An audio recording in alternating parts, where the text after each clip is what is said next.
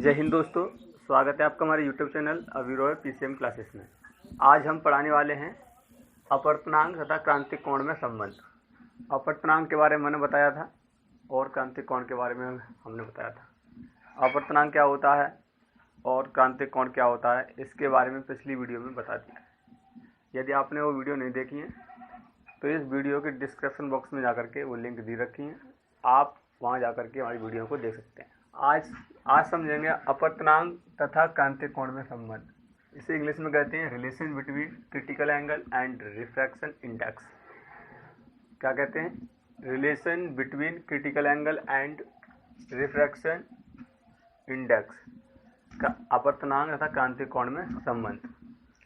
तो अपवर्तनांक तथा क्रांतिक कोण में संबंध जो होता है हम दो माध्यम से ज्ञात करते हैं।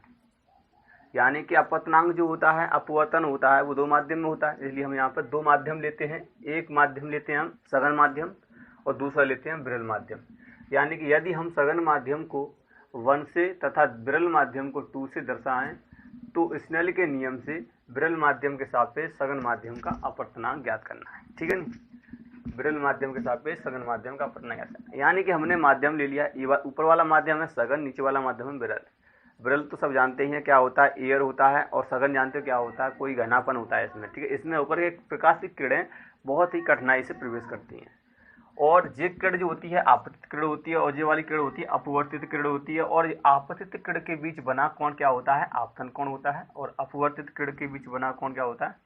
अपवर्तन कोण होता है। ठीक, ये तो आपको समझ में आया। यहाँ पे जो बिंदु होता है उसे कहते हैं आपतन बिंदु। क्या कहते हैं? आपतन बिंदु कहते हैं। ठीक है नहीं?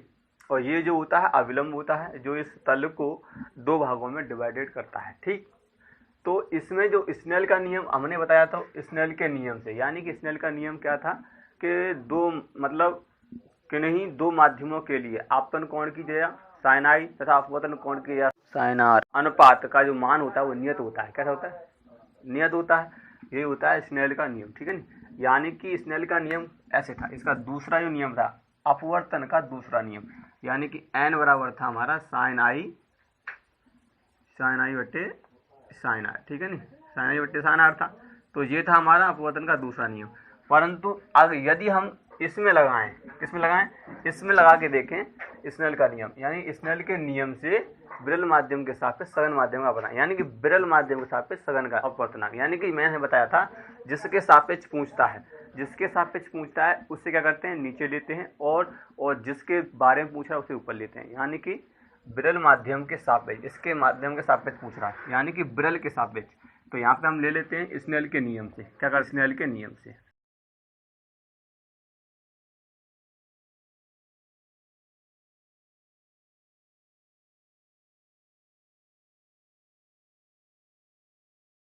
स्नेल के नियम से देखते हैं इसमें क्या करते हैं कि स्नेल का नियम तो हमें पता है n बराबर हो तो साइन आई बटे साइन आर होता है। ठीक है नहीं? क्या होता है? n बराबर साइन आई बटे साइन आर होता है। तो ये तो गया स्नेल का नियम। अब इसमें कैसे लगाएंगे स्नेल का नियम? किसके सापेक्ष? विरल माध्यम के सापेक्ष सघन का अपवर्तनांक, यानी कि दूसरे माध्यम के सापेक्ष पहले का अपवर्तनांक। दूसरे माध्यम के सापेक्ष यानी जिसके सापेक्ष उसे आगे, और किसका निकालना है? 1 का। ठीक है नहीं? तो 1 वाला तुम्हें पता है ऊपर रहेगा, तो 1 वाला ऊपर कौन है? आपतन कोण, यानी कि आपतन कोण है साइन आई। क्या हो जाएगा? साइन आई हो जाएगा। क्या हो जाएगा? साइन आई। और नीचे क्या हो जाएगा? साइन आर, क्योंकि देखो ये आर है, ये अपवर्तन कोण है, तो ये हो जाएगा साइन आर। ठीक, तो ये क्या हो गया आपका? पहला समीकरण हो गया आपका ये। ठीक, ये क्या हो गया आपका? पहला समीकरण हो गया। अब हमें क्या करना है इसमें? अब कुछ नहीं करना है। अब जब हम क्रांतिक कोण की बात की है तो इसमें क्रांतिक कोण क्या होता है हमने बताया था कि जब आपतन कोण को इतना बढ़ा दें कि जो अपवर्तित किरण है वो इस तल से होकर के चली जाए, यानी कि इस रेखा से होकर के सीधी होकर के निकल जाए, यानी कि 90 डिग्री के एंगल से निकल जाए। ये होता है हमारा क्रांतिक कोण। क्या होता है? क्रांतिक कोण होता है।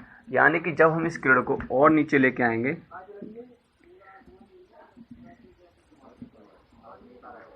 क्या करेंगे हम? जब इस किरण को और नीचे लेके आएंगे, ठीक है नहीं? जब किरण को और नीचे लेके आएंगे तो ये किरण यूं करके ना जा करके क्या करती है? इस तल से चली जाती है। तो जो ये वाला कोण होता है, देखो ये वाला कोण, ये 90 डिग्री हो जाता है। कितना हो जाता है? 90 डिग्री। परंतु ये तो आपतन कोण था, परंतु ये वाला जो कोण होगा इसे कहते हैं हम, क्या कहते हैं? क्रांतिक कोण, यानी इसे सी से दर्शाते हैं क्रांतिक कोण, ठीक है नहीं। और होता आई है आपतन कोण, पर आपतन कोण को ही क्रांतिक कोण कहते हैं। यानी कि हम यहाँ पर लिख देते हैं, वो चीज़ इसमें पुट करनी है, यानी कि इस पहले समीकरण में वो चीज़ क्या करनी है, पुट करनी है। तो हम यहाँ पर लिख देते हैं। अब क्या कह रहा है, यदि आपतन कोण सी है और अपवर्तन कोण जो आर जो है वो 90 डिग्री है, यानी कि जब 90 डिग्री हो जाएगा ये तो ऑटोमेटिक 90 डिग्री हो जाएगा, ठीक है नहीं। अब यही चीज़ इसमें पुट कर देंगे, क्या कर देंगे, इसे पुट कर देंगे। तो इसमें रखेंगे इस चीज़ को, तो क्या बनेगा, इसमें रख के देखते हैं इस चीज़ को, तो क्या बनता है। तो यहाँ पर लेते हैं हम 2n1 = साइन आई को जगह पे हम लिख देते हैं सी, क्योंकि ये आई है वहाँ पे हम सी लिखेंगे। और वट्टे में क्या रखा जाएगा, इसमें जो वट्टे में रखा जाएगा वो रखा जाएगा हमारा साइन आर, यानी कि आर की वैल्यू है 90 डिग्री। कितनी है, 90 डिग्री है, उसे 90 डिग्री नीचे रखेंगे, ठीक। ये हो गया हमारा, ठीक है नहीं। इसमें क्या है, 90 डिग्री मान रख दिया। अब हमें आपको बता दें कि 90 डिग्री का मान होता है 90 डिग्री, मतलब साइन 90 का मान, साइन 90 का मान कितना होता है, 1 होता है। कितना होता है, साइन 90 का मान 1 होता है। तो यही वैल्यू यहाँ पे हमें रखनी है, क्या करनी है, यही वैल्यू क्या करनी है, यहाँ पे रखनी है। शायद आपको नीचे ना देखे, इसलिए इसको मिटा करके यहाँ पे लिख देते हैं, ठीक है नहीं। इसको मिटा करके यहाँ पे लिख देते हैं। तो ये साइन आई जब हमें पता है ये होता है, ठीक है नहीं, इसे हल्का सा मिटा देते हैं। ये तो पता ही है हमारा 1 है ही है, इसे 1 मानो, यानी यही समीकरण काम करता है, यानी कि ये पहली कंडीशन हमारी बनी है, ठीक है नहीं। इसमें अब जी का करेंगे हम, 1 का मान इसमें रखिए 90, साइन 90 का मान इसमें रख देंगे, ठीक है नहीं। साइन 90 का मान कितना है, 1, तो क्या हो जाएगा 2n1 = हो जाएगा हमारा साइन सी बटा 1, ठीक है नहीं। तो ये हो जाएगा 2n1 बराबर साइन सी, क्या हो जाएगा, साइन सी, ठीक है नहीं। कितना हो गया, साइन सी हो गया। ये निकला है हमारे दूसरे माध्यम के सापेक्ष पहले का अपवर्तनांक, कर गया दूसरे माध्यम के साथ पहले का अपवर्तनांक। ये क्या निकला है हमारा, दूसरे माध्यम के सापेक्ष पहले का अपवर्तनांक। तो ये हमारा निकला है दूसरे माध्यम के सापेक्ष पहले का अपवर्तनांक। अब इसका रिवर्स देखेंगे, यानी कि ये रिवर्स क्या होता है, यानी कि हमने निकाला था विरल के सापेक्ष सघन का, अब निकालेंगे सघन के सापेक्ष विरल का, ठीक है नहीं। तो हम जब सघन के सापेक्ष विरल का निकालेंगे तो क्या करेंगे, डायरेक्ट इसी को उल्टा कर देंगे, उसे निकल आएगा, ठीक है नहीं। तो इसे रफ कर देते, उसके बाद आपको समझाते हैं। इतना आपको समझाया, इसे नोट कर ले। अब इसका रिवर्स देखेंगे, रिवर्स क्या होता है, सघन के सापेक्ष, मतलब हमें किसके सापेक्ष निकालना, अब पहले के सापेक्ष दूसरे का निकालना, यानी कि हमें अभी क्या निकाला था हमने पिछले बार में, तो दूसरे के सापेक्ष पहले का पता निकाला, साइन सी निकाला था ना, ये वाला तो हमें याद रखना है, ठीक है नहीं। अब निकालना हमें 1 के सापेक्ष 2 का अपवर्तनांक, तो यानी कि 2n1 के सापेक्ष दिया है इतना, क्रांतिक संबंध निकालेंगे तो क्या हो जाएगा, जब इतने बराबर इतना दिया है तो ये पलट जाएगा, ये क्या हो जाएगा, साइन सी हो जाएगा, ठीक है नहीं। तो ये निकल के आएगा, इसका सूत्र क्या निकल के आएगा, ये वाला निकल के आएगा। तो ये हो गया क्रांतिक कोण अपवर्तनांक में संबंध, ठीक है नहीं। क्रांतिक कोण और अपवर्तनांक में क्या हो गया, संबंध हो गया। इससे अब क्या कर सकते हैं, यानी कि हमने आपको बताया था कि कुसेक जो कुसेक होता है, कुसेक जो कुसेक होता है, कुसेक सी बराबर हो जाता है हमारा 1/sin c, ठीक है नहीं। कुसेक सी बराबर यही तो होता है 1/sin c। तो इसे हम ऐसे भी लिख सकते हैं 1n2 = कुसेक सी, ठीक है नहीं। तो क्या हो जाएगा, कुसेक सी। तो ये भी इसका सूत्र बन जाएगा, ठीक है नहीं। तो आपको ये समझ में आया अपवर्तनांक तथा क्रांतिक कोण में संबंध क्या होता है। इसमें कुछ नहीं किया है हमने, मतलब जब हम क्रांतिक कोण को मान लें तो यानी कि आपतन कोण को क्रांतिक कोण कहते हैं, तो ये वाला अपवर्तन कोण कितना होगा, 90 डिग्री हो जाएगा। इसलिए हमने स्नेल के नियम में आर की जगह पे 90 डिग्री मान रखा। अब यहाँ एन है तो हम क्या कह रहे हैं, स्नेल का नियम लगा किस में रहे हैं, स्नेल के नियम लगा रहे हैं हम विरल माध्यम के सापेक्ष सघन माध्यम के अपवर्तनांक, यानी कि विरल के सापेक्ष सघन का, यानी कि इसके सापेक्ष इसका निकालेंगे। तो इसका निकालेंगे तो ये वाला सूत्र बनेगा, साइन ऊपर आएगा, साइन आई ऊपर आएगा और साइन आई नीचे आएगा। अब साइन आई की जगह पे हम क्या रख देंगे, सी रख देंगे, ठीक है नहीं। और आर की जगह पे क्या रख देंगे, 90 रख देंगे, ठीक है नहीं।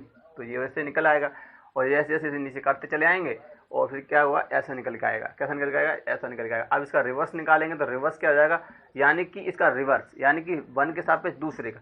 यदि आपको डाउट है कि 1 के सापेक्ष दूसरा कैसे आ गया, रिवर्स कैसे हो जाएगा, तो रिवर्स हम करके दिखाते हैं आपको रिवर्स कैसे होगा।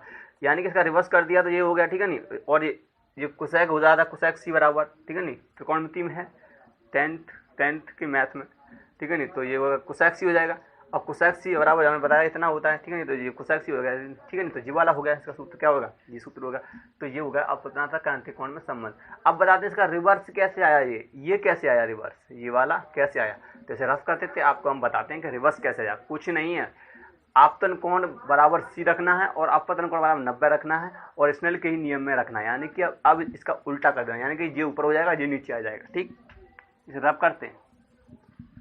अब क्या करना है, देखो सघन के माध्यम में पहले के सापेक्ष हमें दूसरे का निकालना है, यानी कि पहले के सापेक्ष क्या करना है हमें, पहले के सापेक्ष हमें निकालना सघन के सापेक्ष। क्या निकालना है, सघन के सापेक्ष निकालना है। किसका निकालना है, विरल का। हम शॉर्टकट लिखते हैं विरल। सघन के सापेक्ष विरल का निकालना है, यानी कि पहले के सापेक्ष दूसरे का, यानी कि पहले के सापेक्ष दूसरे का निकालेंगे तो आपको दिखाई दे रहा है। तो इसका जो स्नेल का नियम होगा क्या कहेगा, स्नेल का नियम क्या बनेगा, यानी कि इसके सापेक्ष, यानी पहले के सापेक्ष निकालें दूसरे, जिसका लिखाते हैं उसे ऊपर लेते हैं, यानी कि साइन आर ऊपर आ जाएगा। क्या आएगा, साइन आर क्या आ जाएगा, ऊपर आएगा। और साइन आई कहाँ आ जाएगा, साइन आई आएगा मैं तो नीचे आ जाएगा। ठीक है नहीं, साइन आई आएगा नीचे और साइन आर आएगा ऊपर। अब साइन आर का मान कितना, क्रांतिक कोण वही बताया, आई बराबर तो दिया ही है, आई बराबर दिया 80 और आर बराबर दिया 90। जब 90 का मान ऊपर रख देंगे, ऊपर रखेंगे इसमें, तो क्या आ जाएगा, देखो इसमें क्या आ जाएगा 1 and 2, यानी कि साइन 90 डिग्री, यानी कि नीचे जाएगा साइन सी। तो 1 and 2 बराबर कितना हो जाएगा, 90 का 1 होता है, हमें बताया था आपको, और ये हो जाएगा साइन सी। देखो आया ना वही सूत्र। तो इसका रिवर्स हम डायरेक्ट भी कर सकते हैं। ठीक है, नहीं तो ये हो गया आपका अपवर्तनांक क्रांतिक कोण में संबंध। अब देखते हैं कुछ वस्तुएं होती हैं, उनके अपवर्तनांक कितने होते हैं। जैसे हीरे का कितना होता है, कांच का कितना होता है, वायु का कितना होता है। ठीक है नहीं, लाल रंग का अपवर्तनांक कितना होता है, कम होता है या अधिक होता है। ठीक है नहीं, ये चीज़ हम देखते हैं। ठीक है नहीं, तो इसे रफ कर देते, उसके बाद आपको हम यहाँ पे लिख देते हैं, उसे आप नोट कर लेना। ये एक नंबर में पूछा जाता है, टिक मारने के लिए आता है, कुछ नहीं आता है। ठीक है नहीं, अब देखते हैं दोस्तों, क्या देखते हैं कि कुछ वस्तु होती है, उनके अपवर्तनांक कितने होते हैं। ठीक है, इस कांच का होता है 1.5, वायु का होता है 1.008 होता है, जल का होता है 1.33 या और हीरे का 2.4, निर्वात का होता है 0। अब एक बात बता दें हम आपको, लाल रंग का जो अपवर्तनांक होता है बहुत ही कम होता है, लाल रंग का जो अपवर्तनांक होता है बहुत ही कम होता है। बैंगनी रंग का जो अपवर्तनांक होता है वो अधिक होता है। बैंगनी रंग का अपवर्तनांक कितना होता है, अधिक होता है। लाल रंग का कितना होता है, कम होता है। लाल रंग का क्या होता है, कम होता है। ठीक है ना, तो ये होते हैं अपवर्तनांक और ये पूछे भी जाते हैं। ठीक है नहीं, और इसका न्यूमेरिकल, यदि आप न्यूमेरिकल करेंगे तो इसमें ये लिए जाएंगे। ठीक है नहीं, तो ये याद करना आपके लिए बहुत ही इंपॉर्टेंट है। ठीक है नहीं, अब इसके बाद देखेंगे हम, क्या देखेंगे, पूर्ण आंतरिक परावर्तन क्या होता है। ठीक है नहीं, क्या देखेंगे, पूर्ण आंतरिक परावर्तन होता क्या है। आज के लिए इतना ही, जय हिंद।